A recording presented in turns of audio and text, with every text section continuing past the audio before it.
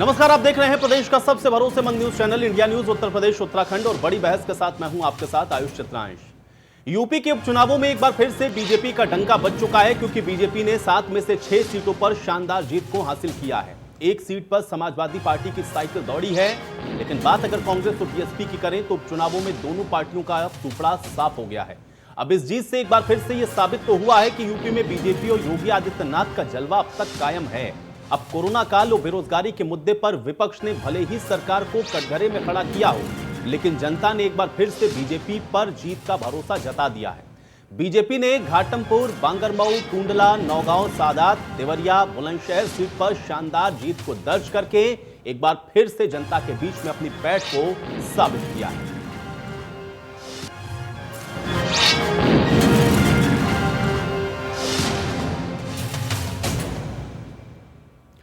तो उत्तर प्रदेश में उपचुनावों में 7 में से 6 सीटों पर जीत से उत्साहित सीएम योगी आदित्यनाथ ने यह कहा कि उपचुनाव के नतीजों ने 2017 को दोहरा दिया है। जनता ने हमारे सरकार के कामकाज पर मोहर लगाई है और उपचुनाव के नतीजे बीजेपी सरकार और संगठन की मेहनत का नतीजा है।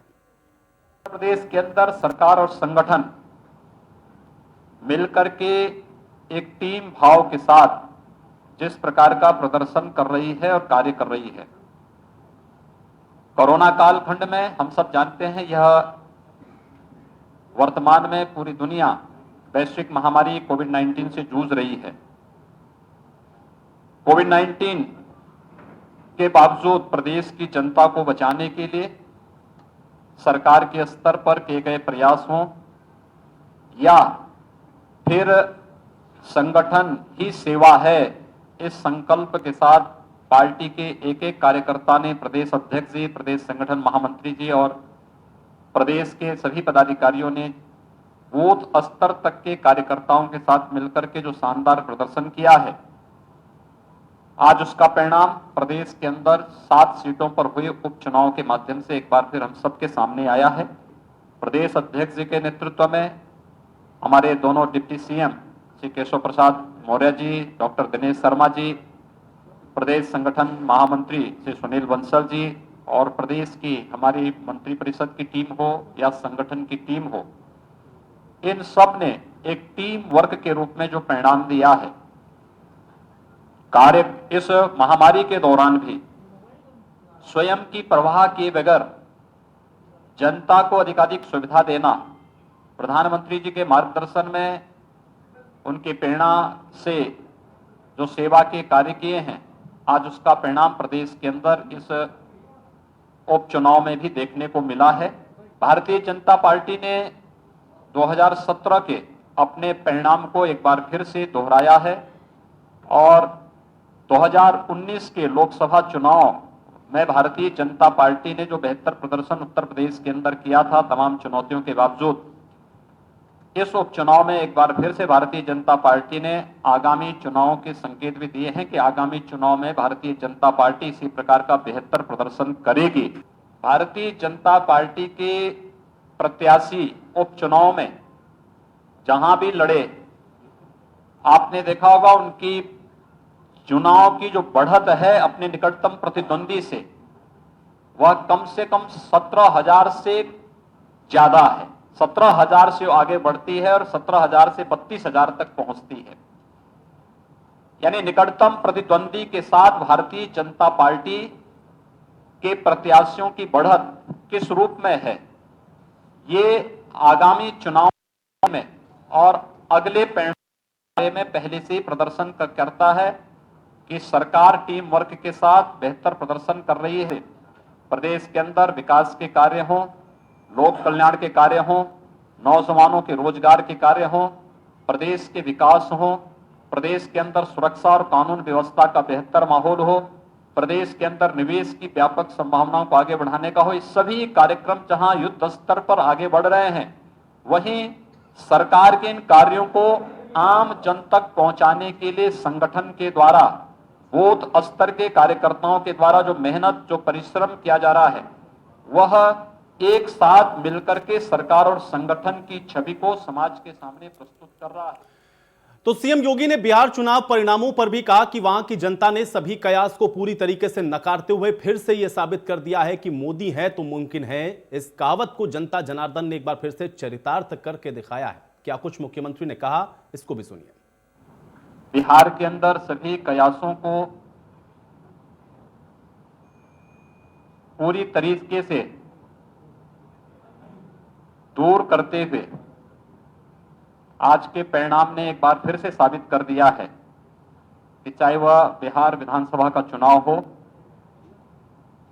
या देश के अंदर विभिन्न राज्यों के उपचुनाव, मोदी है तो मुमकिन है। इस कहावत को इस देश की जनता जनार्दन ने एक बार फिर से चरितार्थ किया है। प्रधानमंत्री मोदी जी ने वैश्विक मंच पर भारत की प्रतिष्ठा को जिस तरीके से आगे बढ़ाया, गांव, गरीब, किसान, नौजवान, महिलाएं और समाज के विभिन्न तबकों के हितों के लिए जो कार्य किया, यह बिहार विधानसभा के चुनाव के साथ ही देश के विभिन्न राज्यों का उपचुनाव पर जनता की ये मोहर है। इस बात को जनता ने प्रधानमंत्री मोदी जी के नेतृत्व को, उनके मार्गदर्शन को, उनकी प्रेरणा को एक बार फिर से स्वीकारा है। बिहार तो वहीं उपचुनाव के परिणाम आने के बाद डिप्टी सीएम दिनेश शर्मा और केशव प्रसाद मौर्य ने विपक्ष के ऊपर जमकर निशाना साधा और केशव प्रसाद मौर्य ने तो यह भी कहा कि अखिलेश यादव की दिवाली का दिवाला निकल गया है। दिनेश शर्मा ने कहा कि यह परिणाम 2022 का ट्रेलर है। अच्छी तरह पता लग गया होगा और मैं समझता हूं कि ये चुनाव इस बात का भी संकेत है कि विपक्ष के दुष्प्रचार का जनता कैसे जवाब देती है बैलेट के माध्यम से। ये उसका सबसे बड़ा उदाहरण है उत्तर प्रदेश में बीजेपी की 6 सीटों पर जीत। कहा ये भी ज्यादा की जो लोकप्रियता है और अपराधियों के खिलाफ कार्रवाई, ये भी बड़ी वजह मानते हैं। निश्चित रूप में मुख्यमंत्री ने अपराधियों के खिलाफ कार्रवाई की है। मुख्यमंत्री ने विकास के कार्यों को बढ़ाया है। विकास के एजेंडे वो जो भारतीय जनता पार्टी ने वादे किए थे, उन वादों को पूरा करने का काम किया है। तो जनता विश्वसनीयता देखती है, जनता भाई भतीजावाद नहीं देखती है, जनता जातिवाद नहीं देखती, क्षेत्रवाद और संप्रदायवाद नहीं देखती। जनता जान रही है कि मुख्यमंत्री योगी आदित्यनाथ के रूप में एक ऐसा मुख्यमंत्री गद्दी पे बैठा है जो न्याय करेगा। ये 2022 का ट्रेलर है। अब पिक्चर जो है वैसे ही होगी जैसे ट्रेलर होता है। तो पिक्चर मैं समझता हूँ कि 2022 का चुनाव और प्रचंड बहुमत से भारतीय जनता पार्टी जीतेगी, ऐसा संकेत पता चल गया है और उनकी दिवाली का दिवाला निकल गया है। वो भाजपा पर आरोप लगा रहे थे, लेकिन मैं उनको कह रहा हूँ कि उत्तर प्रदेश में गुंडा राज, माफिया राज, भूमाफिया राज, जंगल राज नहीं आएगा। यहाँ राम राज्य है और राम राज्य ही रहेगा। निश्चित तौर से विकास सबसे बड़ा आधार होता है। केंद्र सरकार की, प्रदेश सरकार की योजनाएं जन जन तक, जमीन तक, यूपी में भी पहुंची और बिहार में भी पहुंची और देश के हर राज्य में पहुंची और उसका परिणाम कमल का खिलना है। और बिहार के अंदर भी इतनी जबरदस्त विजय जिससे के कारण से केवल बिहार ही नहीं पूरा देश खुश है। और यूपी के उपचुनाव का इतना शानदार रिजल्ट, और इस रिजल्ट से मैं यह मानता हूं कि एक बहुत बड़ा संदेश है। और जो मुंगेरी लाल के हसीन सपने देख रहे थे, उनके सपने रह जाएंगे, मुंगेरी लाल वाले ही सपने। पचकोच तो चलिए, जीत के बाद उत्साहित किस तरीके से पार्टी के बड़े नेता, चाहे मुख्यमंत्री हों या उप मुख्यमंत्री, सबकी तरफ से विपक्ष को कटघरे में खड़ते हुए अपनी जीत को लेकर के जो तमाम बयानबाजियां हैं वो आप सुन रहे थे। लेकिन सवाल बहुत महत्वपूर्ण ये बरकरार है, क्योंकि जिस बात को कहा गया शुरुआत से लेकर के इस उपचुनाव को कि लिटमस टेस्ट है सरकार का, उस पर जनता ने कहीं ना कहीं मोहर लगाई है कि अब योगी आदित्यनाथ जो काम कर रहे हैं उससे संतुष्ट फिलहाल जनता तो नजर आ रही है। नतीजे और परिणाम इस बात की ही तस्दीक कर रहे हैं। हालांकि इससे 2022 की जो पिक्चर है वो कितनी स्पष्ट हुई है, आज इसी पर हम लोग चर्चा करेंगे। तमाम मेहमान मेरे साथ जुड़ रहे हैं, उनका परिचय मैं आपके साथ करवा देता हूं। मनोज मिश्रा जी हमारे साथ जुड़ चुके हैं, प्रवक्ता हैं भारतीय जनता पार्टी के। मनोज जी, बहुत स्वागत आपका इस चर्चा में।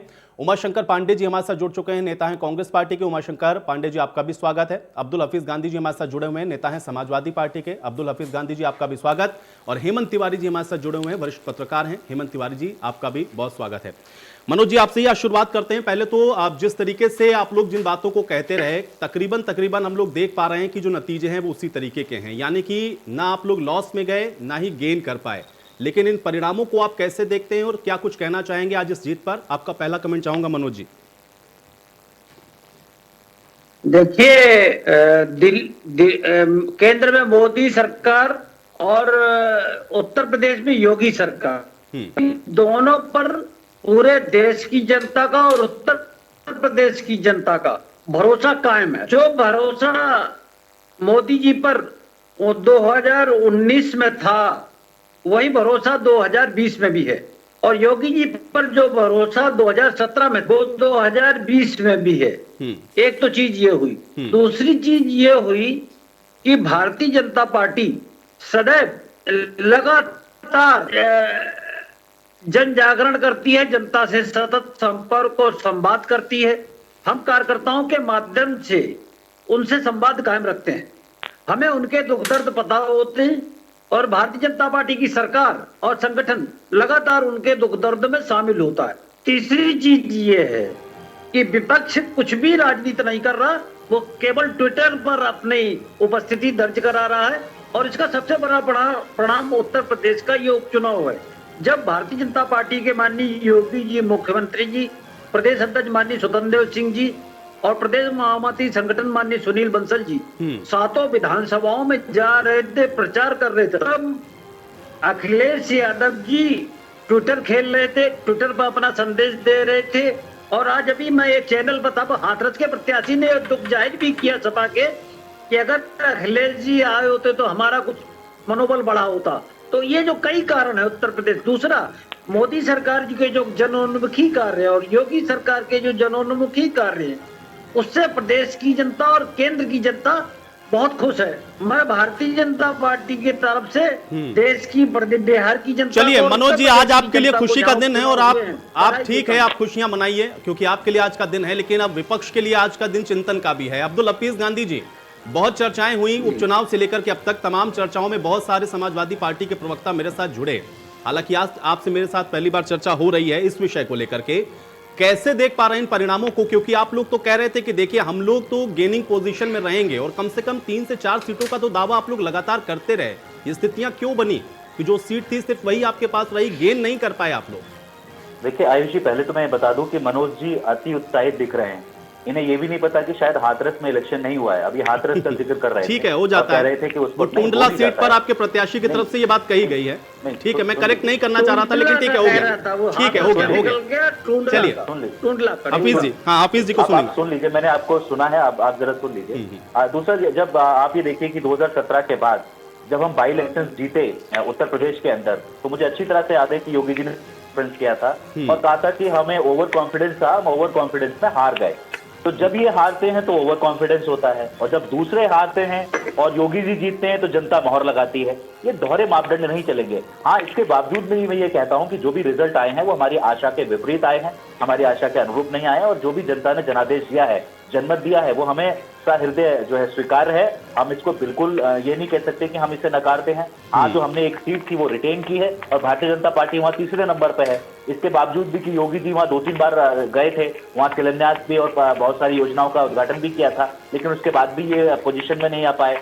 आप ये देखिए कि एक आध जगह छोड़ दीजिए तो ज्यादातर जगह जो कंटेंडर है वो हम हैं, समाजवादी पार्टी है। तो इससे आप अंदाजा लगा सकते हैं कि समाजवादी पार्टी किसी भी स्तर पर कमजोर नहीं है।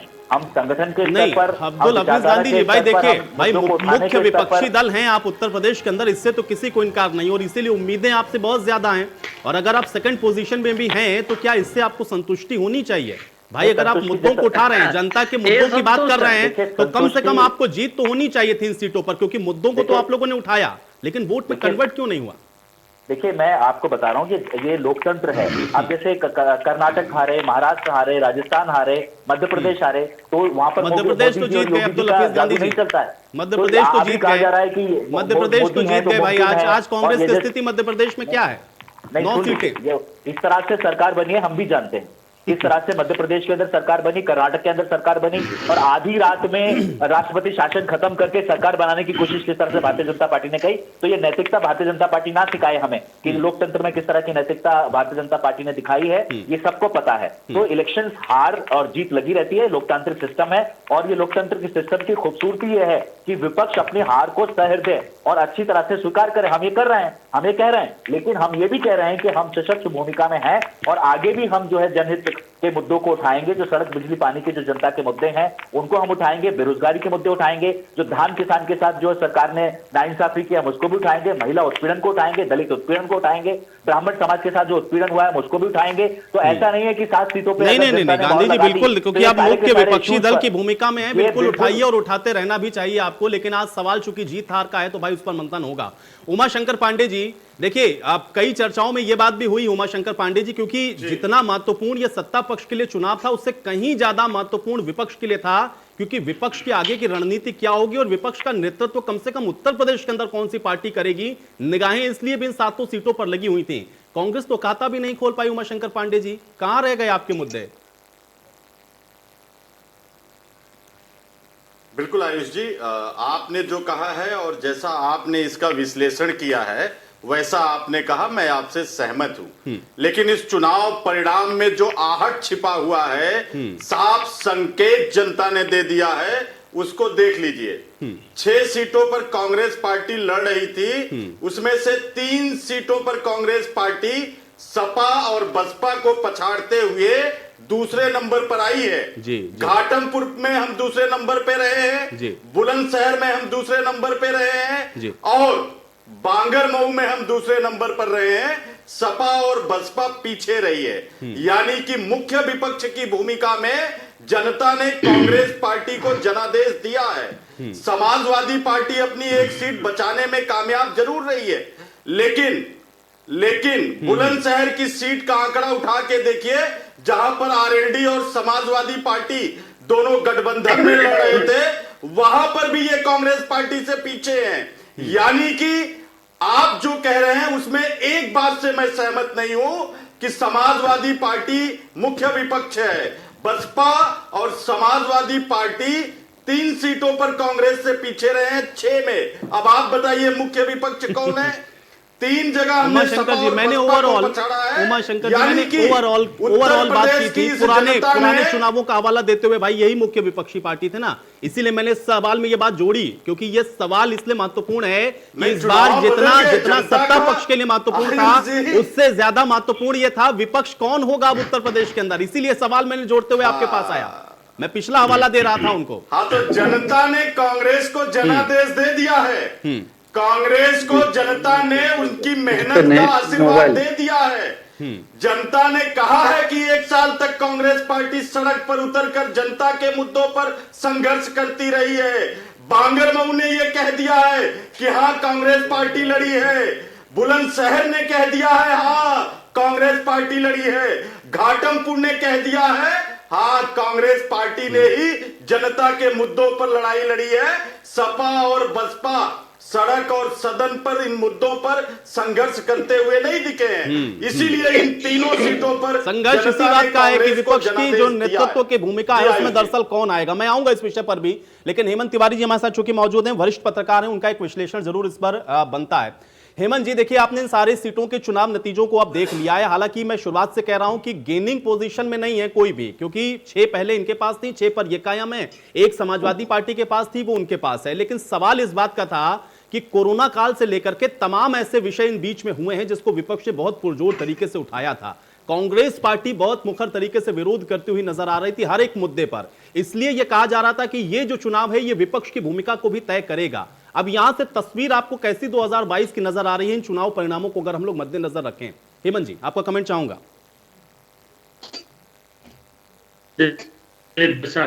ये सामान्य चुनाव नहीं थे। 7 सीटों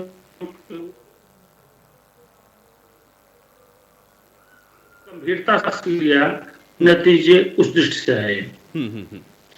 भारतीय जनता पार्टी के लिए हमको लगता है कि मंगलवार का दिन बड़ा मंगल रहा है। आप देखें, और कर्नाटक और उत्तर प्रदेश में एक 6 सीट, मैं इसको लोग कहते हैं कि सेमीफाइनल 2022 सेमीफाइनल नहीं, ये 2022 का, और इसको उतनी गंभीरता से लेना चाहिए। बराए माफी मैं कहूंगा एक बहुत बड़ा अवसर था अखिलेश यादव के पास जी। लेकिन मैं कह रहा हूं अगर योगी आदित्यनाथ ने गोरखपुर और फूलपुर का पार्लियामेंट्री बाई इलेक्शन हारने के बाद एक कहा हम ओवर कॉन्फिडेंट हो गए थे, तो माफ कीजिएगा ये ओवर कॉन्फिडेंस ट्रांसफर हो गया। अखिलेश जी की ओर, अखिलेश जी पर पूरी निगाहें उत्तर प्रदेश की जनता की हैं, रहेंगी भी। लेकिन मुझे बताइए, अगर चीफ मिनिस्टर स्वयं जाके 2-2 बैठकें कर सकता है हर असेंबली सेगमेंट में, अगर डिप्टी सीएम हर असेंबली सेगमेंट में दोनों जा सकते हैं, पूरा संगठन जुड़ा हुआ है, पूरे सरकार लगी रही, कोई कील काटे ढीले नहीं छोड़े। और जो ट्विटर वाली बात मनोज मिश्रा ने कही, स्वीकार करनी पड़ेगी। जब आपको ये सामान्य अपॉर्चुनिटी नहीं थी, ये वार्म अप था 2022 का, बिल्कुल, आपके पास एक बड़ा अवसर था, आप डिफेंडिंग चैंपियन को परास्त करके पीछे करके 22 का मैसेज दे सकते थे। अखिलेश यहां चूक गए, बहुत बड़ी चूक उनकी है। और जो 6 सीटों की बात है, 6 सीटों को ऐसे काल में रिटेन करना, यह मामूली जीत नहीं है, ये सामान्य उपचुनाव नहीं है, ये 2022 के ठीक साल भर पहले के चुनाव, क्योंकि साल भर बाद पूरा प्रदेश इलेक्शन मोड में आ जाएगा, मुख्य धारा के जो विधानसभा चुनाव होंगे, आम चुनाव होंगे। बिल्कुल बिल्कुल। तो ऐसी सूरत में अपोजिशन का कौन नेता कहां गया? न तो अखिलेश यादव कहीं निकले, न कोई और बड़ा नेता निकला कहीं।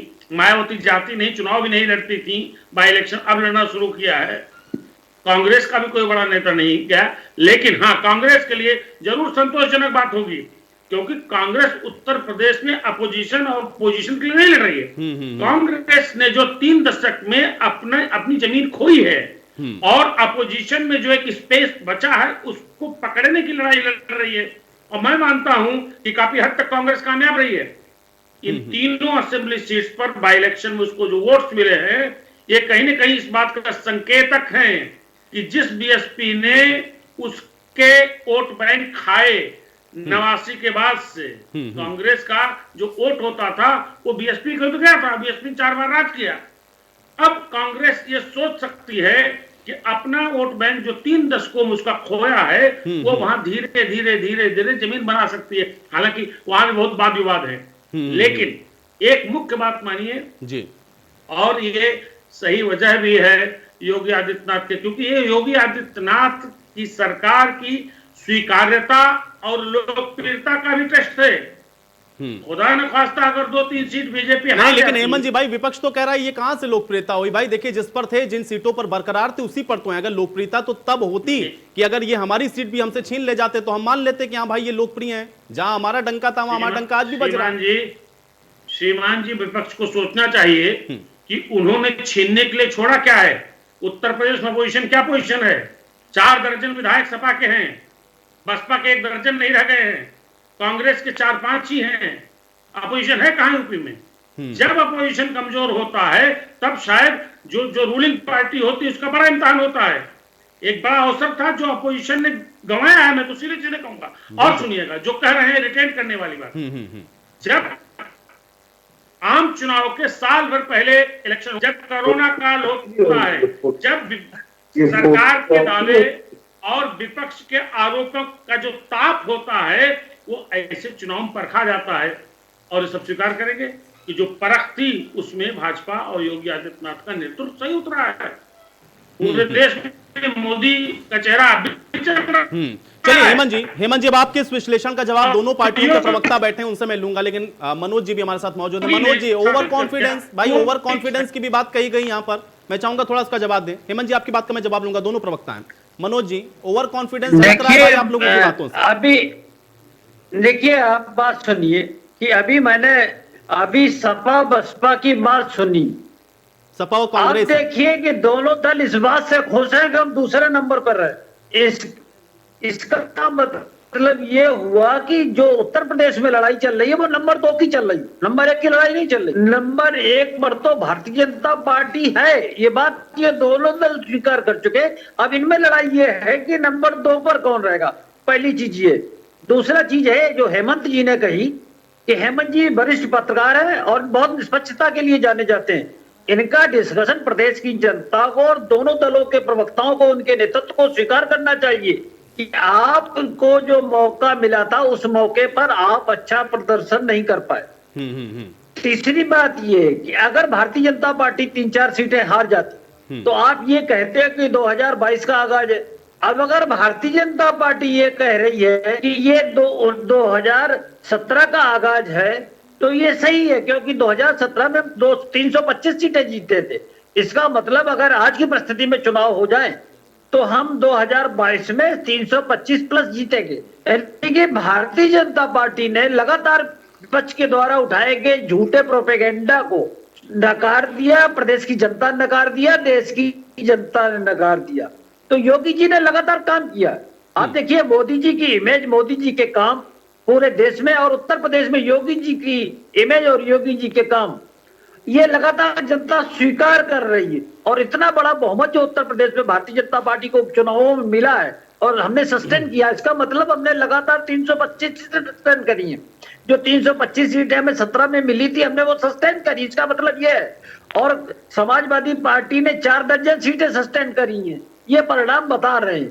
और मेरी सबसे बड़ी बात, मैं हर चैनल पर यह कह रहा हूं कि समाजवादी पार्टी कांग्रेस और बसपा में लड़ाई नंबर 2 की है और ये स्वीकार करना चाहिए। इनकी मानसिकता ही नहीं नंबर 1 की है। आप बताइए, लगातार 8 महीने में जब भारतीय जनता पार्टी का नेतृत्व कार्यकर्ता लगातार जनता के संपर्क और संवाद में था, तब ना समाजवादी पार्टी के लोग थे, ना कांग्रेस के लोग थे, ना बसपा के लोग थे। तो ये हमारी टक्कर कैसे ले सकते? हम जनता के साथ लगातार जुड़े हुए, जनता के सुख दुख। ठीक है मनोज जी भाई, आज आपका दिन है, आप जीते हैं तो ठीक है, आप कोई भी आरोप लगा सकते हैं, कुछ भी कह सकते हैं, लेकिन ये आकलन तो भाई अब ये विपक्षी पार्टियों को करना है ना। और कोई भी पार्टी जब चुनाव लड़ती है तो वो इस मंशा से तो नहीं लड़ती कि वो दूसरे नंबर पर आए, वो जीतने के लिए लड़ते हैं। अब ये विश्लेषण ये लोग करेंगे। अब्दुल हफीज गांधी जी भाई देखिए, ये सवाल बड़ा महत्वपूर्ण हो जाता है, क्योंकि ये बात सिर्फ ऐसा नहीं कि बीजेपी प्रवक्ता कह रहे हैं। देखिए वरिष्ठ पत्रकार भी यही बात कह रहे हैं और यही बात उमाशंकर पांडे जी जो कि कांग्रेस के प्रवक्ता हैं वो कह रहे हैं कि भाई देखिए हमने तो गेन किया, हम तो कई सीटों पर दूसरी पोजीशन पर भी आ गए। चुनौती आप लोगों के लिए पेश कर दी और आप लोग जिन बातों को उठाते रहे कि भाई देखिए इनसे नाराज है जनता, जनता ने तो मोहर लगा दी।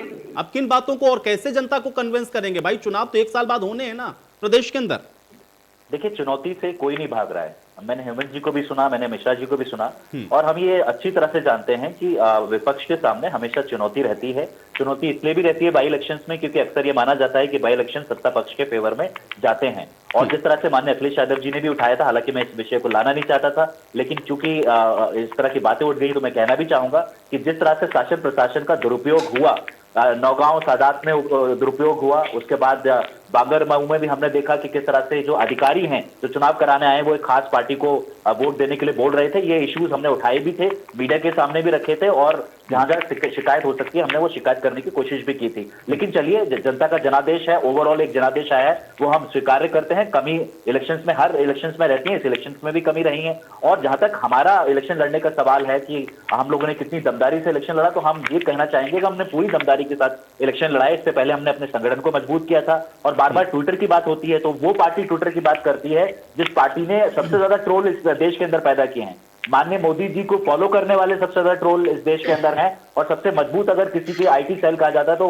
भारतीय जनता पार्टी की है। और माननीय मोदी जी 2012 से जब से गुजरात के चीफ मिनिस्टर थे तो ट्विटर खेल रहे हैं, और आज भी वो ट्विटर खेल रहे हैं। तो ये ट्विटर का और सोशल मीडिया का ज्ञान जो भारतीय जनता पार्टी हमको देती है वो हमें ना छिड़काए। हाँ, हम ये जरूर कहते हैं कि जो जनादेश हमको मिला है इस पर हम गौर करेंगे, इसका हम आकलन करेंगे। गांधी जी, ये चूक क्यों हो जाती है? ये चूक क्यों हो जाती है? देखिए ये सवाल मैं दोनों ही पार्टियों से पूछ रहा हूं, और जब से ये उपचुनाव की घोषणा हुई है, जब से मैं रैलियां देख रहा हूं, तब से मैं विपक्षी पार्टियों से सवाल पूछ रहा हूं। आप लोग मुद्दों को उठाते हैं, जनता के बीच में भी जाते हैं, बहुत सारे विषय ऐसे रहे जहां हम लोगों ने देखा आपके नेता सड़कों के ऊपर थे, लेकिन चुनाव को संजीदगी के साथ क्यों नहीं लड़ते? अगर बड़े नेता या अखिलेश जी की रैलियां हो जाती 2-4 तो आपको नहीं लगता कि सीटों में कन्वर्ट हो जाता? या कांग्रेस पार्टी के लिए भी यही बात थी कि अगर प्रियंका गांधी रैलियां कर देती तो उनके लिए भी सीट में कन्वर्ट हो सकती थी? ये बड़े नेता आपके दूरी बना क्यों लेते हैं? क्योंकि भाई ये सीट होकर डेवलप होंगी तभी तो आप लोग का मनोबल बढ़ेगा ना।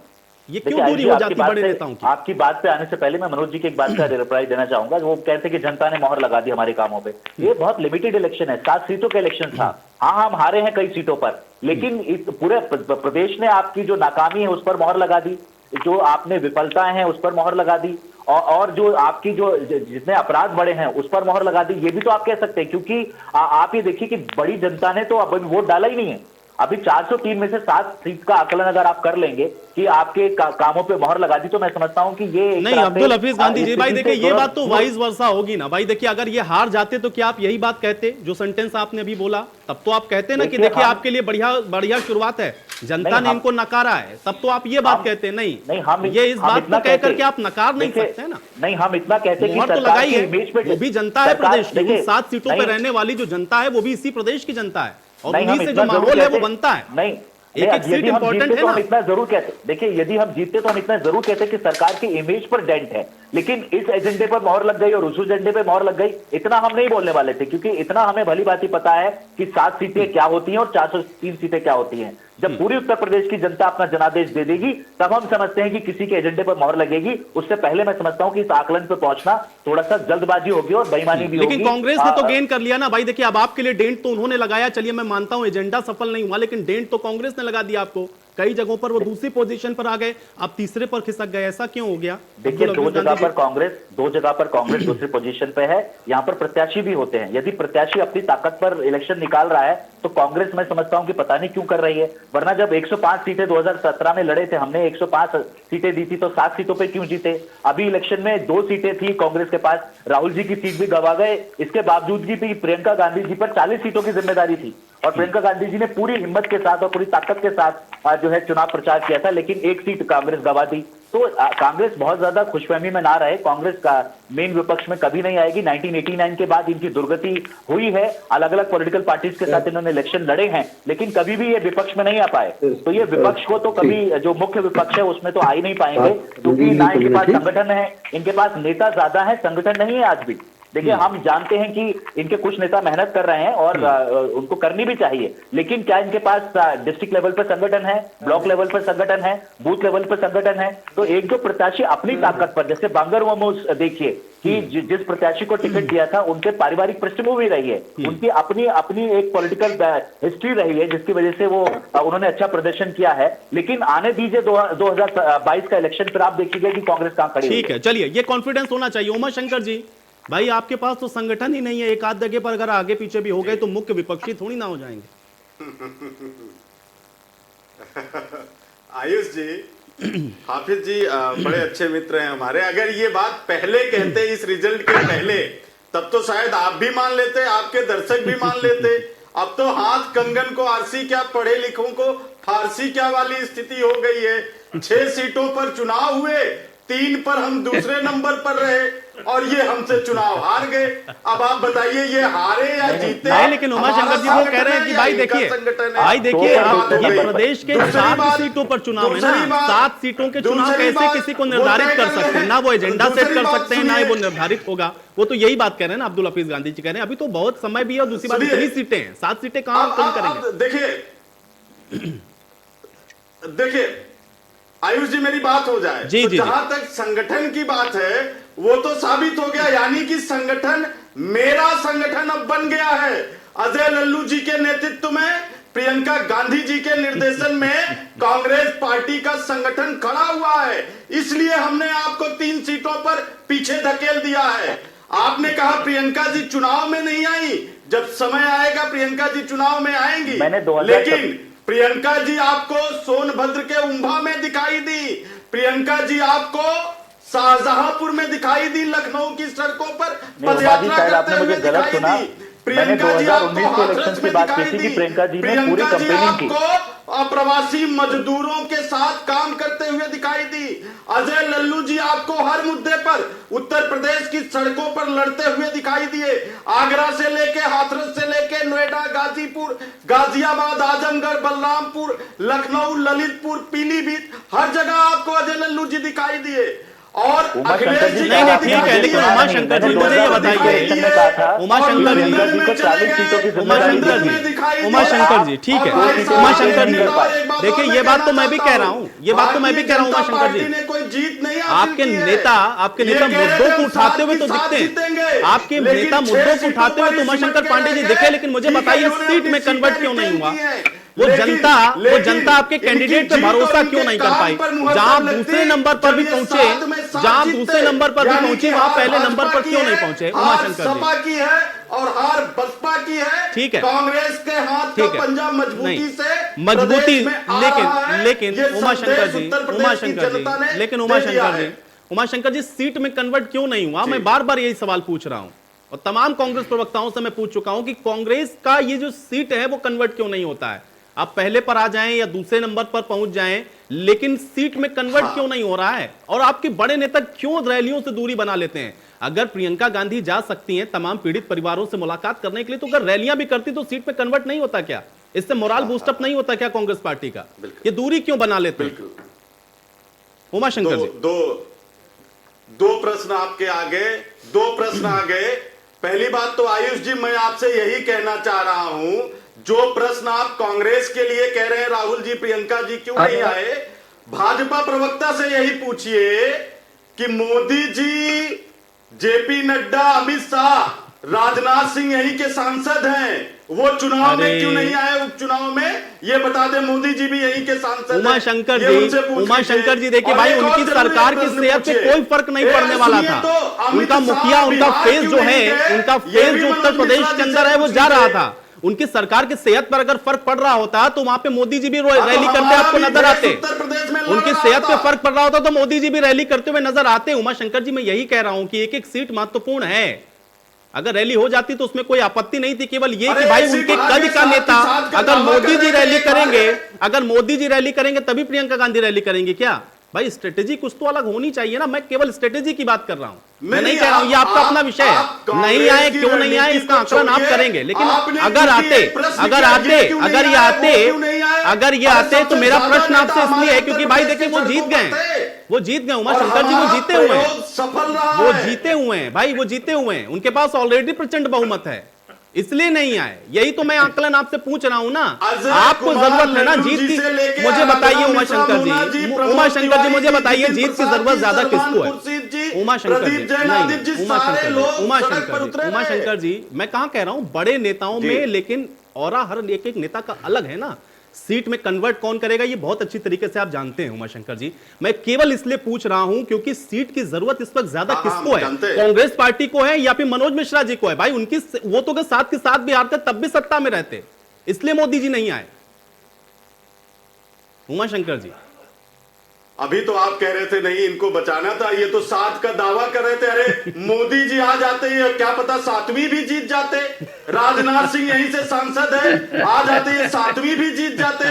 क्या ये इनको अविश्वास था? क्या 7वीं नहीं जीतना चाहते थे क्या? ये मोदी को क्यों नहीं बुलाया इन्होंने? जेपी नड्डा को क्यों नहीं बुलाया?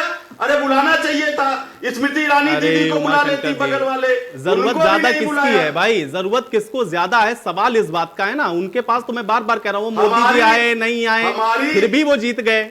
लेकिन अगर आती प्रियंका गांधी तो शायद सीट कन्वर्ट हो जाती। मैं इतना पूछ रहा हूं आपसे, बाकी आपकी पार्टी का विषय भाई आप समझिए। हेमंत जी, नहीं प्रियंका जी, मैं हेमंत जी भाई देखिए आकलन देखिए भाई, आप चूंकि इसलिए नहीं आए, ठीक है उमाशंकर जी, मैं आपकी मजबूरी समझ सकता हूं। ठीक है उमाशंकर जी, मैं आपकी मजबूरी समझ सकता हूं। आप प्रियंका गांधी नहीं आए तो उसमें उमाशंकर पांडे जी क्या बताएं? ठीक है चलिए, जनता की लड़ाई लड़ कौन रहा था? ठीक है लड़ रहे हैं, लेकिन भाई सीट में कन्वर्ट हो जाती है, मजा आता है। से ज्यादा सड़क पर अखिलेश यादव से लेकर बहन जी तक कोई उतरा क्या? हेमंत जी, ये पार्टियों के अंदर ये क्यों है भाई? चाहे हम समाजवादी पार्टी का जिक्र कर रहे हैं, अखिलेश यादव नहीं जाते हैं, उनके नेता ये कहते हैं कि आप पुराना इतिहास उठा करके देखिए, आज तक किसी उपचुनावों के अंदर अखिलेश यादव या उनका राष्ट्रीय अध्यक्ष चुनाव प्रचार करने के लिए नहीं गया, इसलिए अखिलेश यादव भी नहीं आए हैं। उमाशंकर पांडे जी कह रहे हैं भाई मोदी आते तो जाते हैं ना, राहुल गांधी या प्रियंका गांधी क्यों जाएंगे वो चुनाव प्रचार करने के लिए? क्या ये जो विश्लेषण है वो आपको सही नजर आ रहा है, या आपको लगता है कि अगर विचार किया गया होता तो शायद ये जो टैली हम लोग दिखा रहे हैं ये आंकड़े कुछ बदले हुए नजर आते? हेमंत जी, मैं कुछ उदाहरणों के साथ आपकी बात का जवाब देना चाहता हूं आयुष। ऐसा है कि पूर्वांचल में एक कहावत है कि नरक में भी ठेली ठेला। मतलब जनार्दन ने आपको सेलेक्ट किया नरक के लिए और आप वहां लड़ाई लड़ रहे हो तलवार खींच करके कि आगे मैं, ये कौन सी बात है? मुझे तो बड़ा हैरत होती है कि ये प्रवक्ता बुद्धिमान लोग होते हैं। अब्दुल हफीज गांधी निहायत शरीफ आदमी है, बहुत दोस्त आदमी है। उमाशंकर जी को तो मैं कहूंगा कभी कभी तकलीफ होती है, कितना योग्य विद्वान कांग्रेस में है, इतना बढ़िया पक्ष रखता है। लेकिन प्रवक्ताओं को कुछ चीज सोचनी चाहिए। कुछ साल पहले की बात है आयुष कि कांग्रेस की प्रदेश अध्यक्ष रीता बहुगुणा जोशी को लेकर एक डिबेट में कांग्रेस के एक प्रवक्ता ने पूरा संघर्ष कर लिया और अगले दिन रीता जी भाजपा में आ गई। इनकी क्या स्थिति होगी। मैं अब्दुल हफीज गांधी जी पे बात कर रहा हूं, बहुत निहायत शरीफ आदमी है, ज़हीन आदमी है, कानून पढ़ाते हैं। देखिए ऐसा है कि आज अभी इन्होंने कांग्रेस के लिए कहा कि कांग्रेस की दुर्गति हुई और काफी देर 1-1.5 मिनट कांग्रेस के संगठन के बारे में कहते रहे।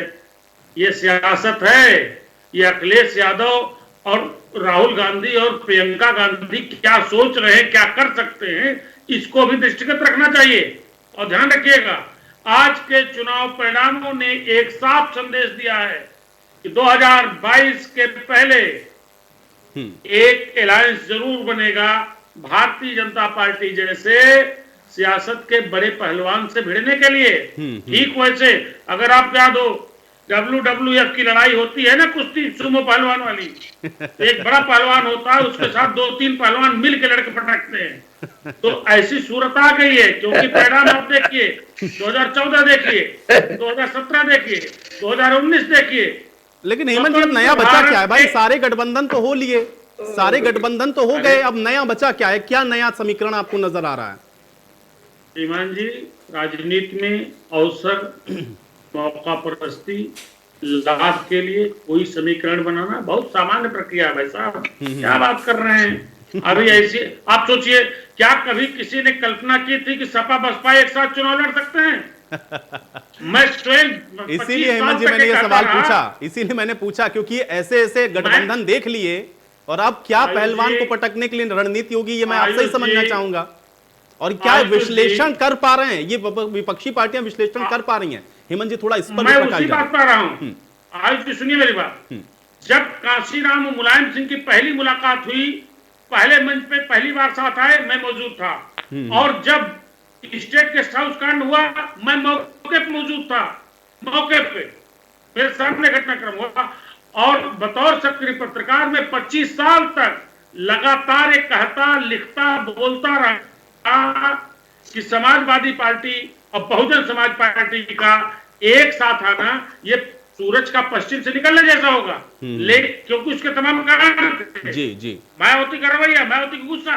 लेकिन ये सियासत में क्या कहता हूं, सियासत नफे के लिए आपको कहीं किसी घाट पर, किसी मुकाम पर, किसी स्थान पर, किसी समीकरण पर, किसी जुड़ाव पर ले जा सकती है। तो ये भी ध्यान रखिएगा, और इस बात को मैं आज कह रहा हूं, इसको मेरा पूर्वाकलन कहिएगा कि 2022 के पहले यही Samajwadi party, Congress, RLD, Suhel Dev Rajbhar party, कुछ और छोटे दल ये एक साथ आएंगे। एक साथ आना इनकी राजनीतिक मजबूरी होगी, हालात की मजबूरी होगी। आप शक्ल देखिए, हम उत्तर प्रदेश की विधानसभा में जाते हैं, जब फुल हाउस बैठता है तो साहब 300+ एक साइड बैठते हैं, बाकी कितने लोग आप गिन लीजिए। नहीं, लेकिन अखिलेश जी तो बराबर कह रहे हैं, उधर मैं कई उनके वक्तव्य सुन चुका हूं, बार बार कह रहे हैं कि इस बार तो हम अकेले ही लड़ेंगे। लेकिन ये जो 7 सीटों के परिणाम आए हैं, क्या आप इस आधार पे कह रहे हैं, क्या इस आधार पे कह रहे हैं कि इनको गठबंधन करना होगा? 10 मिनट बाद आ जाना। हेमंत जी, अभी कुछ आकलन इस प्रकार का था कि जनता रिएक्ट करेगी, कोरोना काल में क्या हुआ नहीं हुआ, क्या सिस्टम में खराबी है, जो विरोध हो रहा है, इस पर कुछ रिएक्शन आएगा। रिएक्शन आएगा तो समाजवादी पार्टी को भी उसी प्रकार से एक्सपेक्टेशंस थे।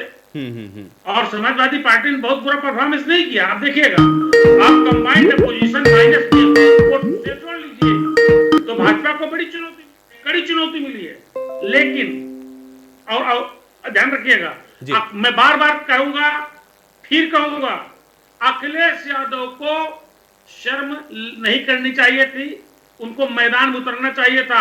आज नहीं तो कल पूरे प्रदेश का चक्कर लगाना पड़ेगा, उन्हें सड़कों पे जाना पड़ेगा, पब्लिक में जाना पड़ेगा। पब्लिक देखती है आप कितने एक्टिव हैं। और अभी बता रहा हूं, समाजवादी पार्टी के लिए, अखिलेश यादव के लिए एक बड़ा स्कोप है। और एक बार पुनः कहूंगा कि सीट मिली हो या न मिली हो, कांग्रेस के लिए आज बहुत बड़े संतोष का दिन है। उसका जो वोट शेयर है, अगर मल्ली वगैरह छोड़ दे तो हाथ बहुत बुरा है, लेकिन इन 3 सीटों पर उसका परफॉर्मेंस, इसमें कोई शक नहीं। और अगर कोई कहता है कि कैंडिडेट बढ़िया था, अरे ये तो कांग्रेस का अपना खुद का निर्णय था, कुछ कैंडिडेट अच्छा ढूंढा, आपने क्यों अच्छा ढूंढ लिया? चलिए इसका जवाब उमाशंकर जी देंगे, इसका जवाब उमाशंकर जी देंगे। लेकिन एक कमेंट मनोज जी से। मनोज जी भाई जवाब दीजिए, आपके राजनीतिक प्रतिद्वंदी हारने के बावजूद भी आरोप लगा रहे हैं अभी भी आपके ऊपर कि ज्यादा संतुष्ट होने की आवश्यकता नहीं, तो 7 हैं भाई, 7 से पूरे प्रदेश की तस्वीर का आंकलन थोड़ी ना आप कर सकते हैं। देखिए जैसा कि आपने भी कहा था, मैं भी यही कहना चाहता हूं कि अगर 7 हार जाते तो कांग्रेस या सपा या बसपा ये कहती कि 2022 का आगा है। दूसरी चीज, अभी हेमंत जी को मैं बड़ा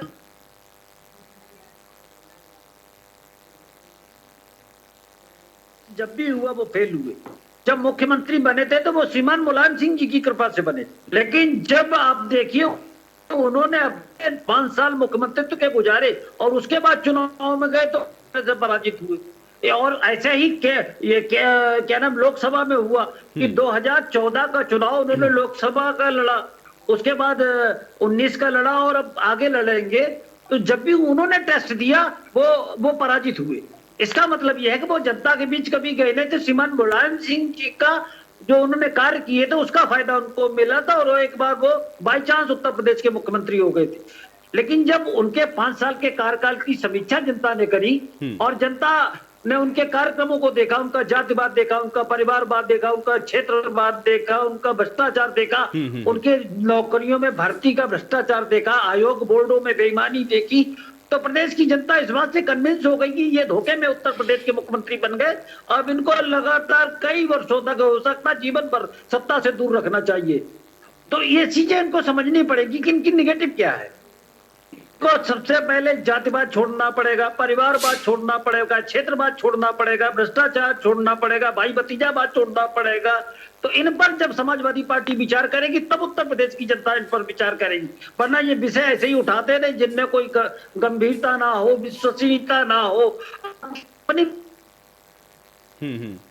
चलिए अब्दुल हफीज गांधी जी बहुत देर से कुछ कहना चाह रहे हैं। अब्दुल हफीज गांधी जी जवाब दीजिए। अभी मनोज मिश्रा जी बड़ी बड़ी बातें कर रहे थे, मैं इनसे पूछना चाहूंगा कि योगी जी कितना गए थे क्षेत्र में काम करने और किस तरह से वो मुख्यमंत्री बने हैं। पूरी दुनिया जानती है कि किस तरह से आर्म ट्विस्टिंग करके और विधायकों का दिखा के, स्वजाति के विधायकों को दिखा के मुख्यमंत्री बने। आप ऐसा कह के तो आप लोकतंत्र का अपमान कर रहे हैं। नहीं, आप गांधी जी आप ऐसा कह के लोकतंत्र का अपमान कर रहे हैं। आप लोकतंत्र को स्वीकार करिए, आप पराजय स्वीकार करिए, आप स्वीकार करिए कि जनता ने आपको खारिज किया, आपको लगातार खारिज कर रही। 2014 में खारिज किया, 2017 में खारिज किया, 2019 में खारिज किया, उपचुनाव में खारिज किया, लगातार खारिज कर रही। और आप इसके बाद भी अपना विचार करने को तैयार नहीं। आप लगातार जनता आपको खारिज कर रही है और आप विचार करने को तैयार नहीं। मुझे बताइए, क्या योगी जी को अचानक नहीं बनाएगा? आपको लगातार जनता उत्तर प्रदेश की खारिज कर रही है और आप लगातार स्वीकार करने को तैयार नहीं है। योगी जी बन गए और आप भ्रष्टाचार की बात कर रहे थे। पीपी घोटाला आपके हुआ, कोरोना के घोटाला आपके यहाँ हुआ, पर पशुधन घोटाला आपके यहाँ। आप देखिए ये जनता क्या कहती है, इस पर भरोसा करिए। आप देखिए कि आपको जनता ने विश्वास किया, इसका मतलब घोटाला आपने किया और जनता इस बात से सहमत है। आप भारतीय जनता पार्टी पर झूठे आरोप लगाते हैं, अंतिम फैसला जनता कर देती है। भारतीय जनता पार्टी पर झूठे आरोप लगाते हैं। गांधी जी आप जो बात कह रहे हैं वो भी जनता के लिए कह रहे हैं ना। अब्दुल हफीज गांधी जी आप जो बात कह रहे हैं वो भी जनता के लिए कह रहे हैं ना। ये जो बात आप कह रहे हैं वो भी जनता के लिए कह रहे हैं, क्योंकि जनता ही मोहर लगाएगी, क्योंकि जनता ही फैसला करती लोकतंत्र के अंदर। लोकतंत्र के अंदर जनता फैसला करती है। मुझे ये बताइए कि ये कोरोना काल में विफल रहे मुख्यमंत्री पर स्वजाति अब्दुल हफीज गांधी जी करने के इल्जाम लग रहे हैं। राधा मोहन अग्रवाल खुद आपके एमएलए आपको जातिगत राजनीति करने का आरोप लगा रहे हैं। देखिए आज इनसे कोई हल नहीं होना।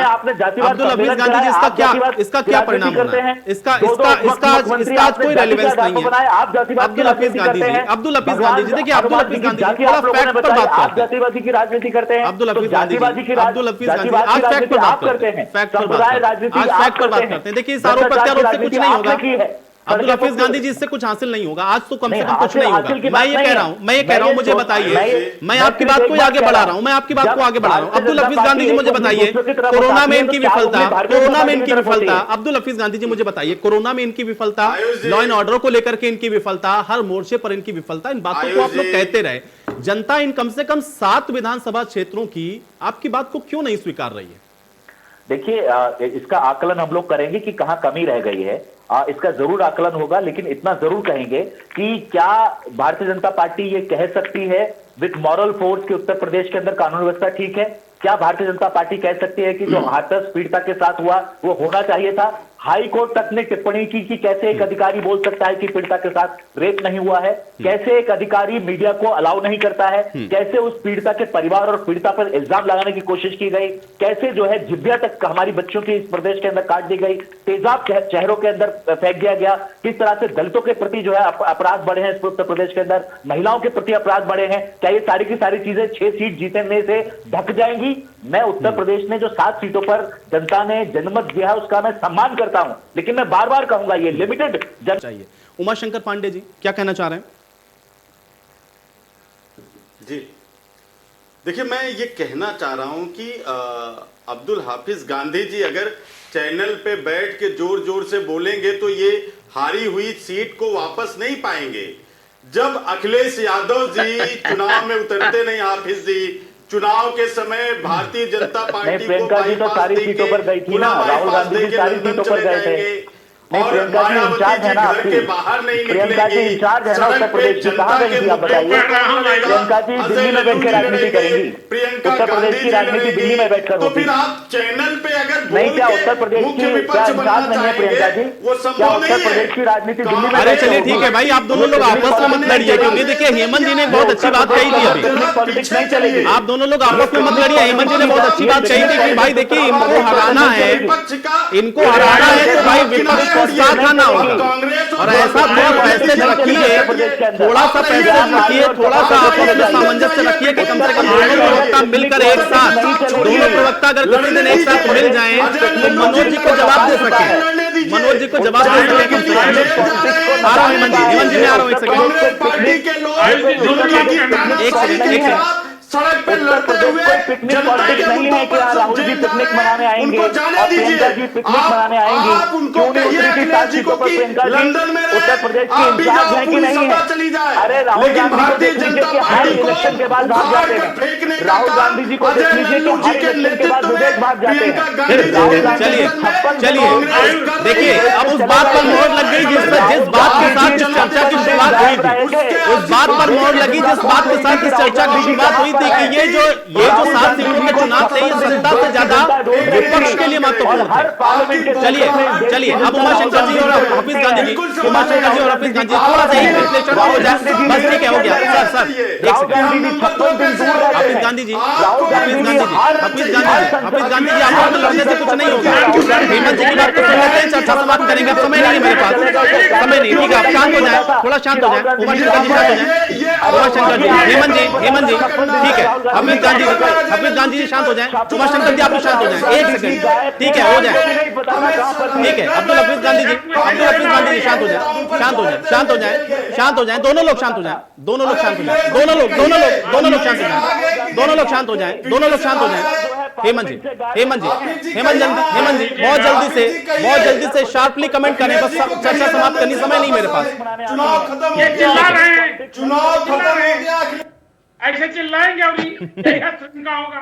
हेमंत जी बहुत जल्दी से, को माफ कीजिएगा, हेमंत मैंने कहा था नर्क में ठेली ठेला, ये जो वाद विवाद चल रहा है यही नर्क में ठेली ठेला है। क्षमा कीजिएगा, बहुत अच्छे शब्द नहीं है लेकिन हकीकत है।